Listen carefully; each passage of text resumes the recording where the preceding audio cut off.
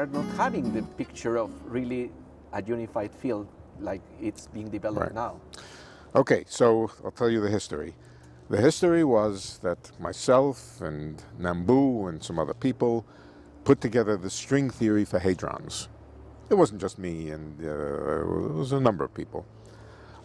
Put together this theory of hadrons, but there were some defects in it. It did seem to describe the hadrons the right way, but it had some extra pieces in it, and the extra pieces, which didn't seem to have anything to do with hadron physics, described some extra forces which we would call long-range forces, forces which extend over large distances.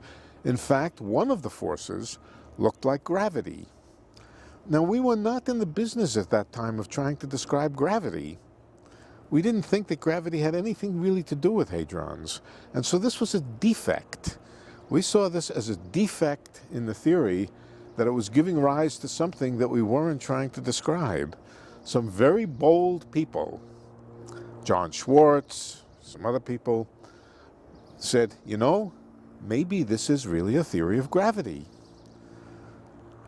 At first I thought that was crazy. We weren't trying to describe gravity, but very quickly I and other people said, yes, maybe this is trying to describe gravity, and we shifted our attention away from hadrons to understanding how gravity works. Now, gravity is a really deep fundamental force of physics.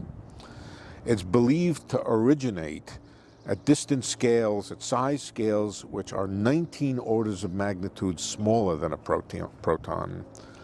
And so all of a sudden, a leap of 19 orders of magnitude was jumped by these people, and they said this is describing the world at the very, very smallest distances.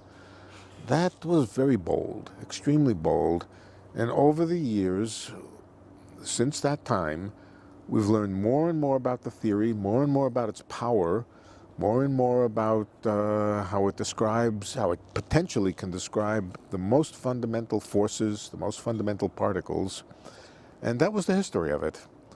So, and much of science often works that way. You're trying to do one thing and you discover you've done something else.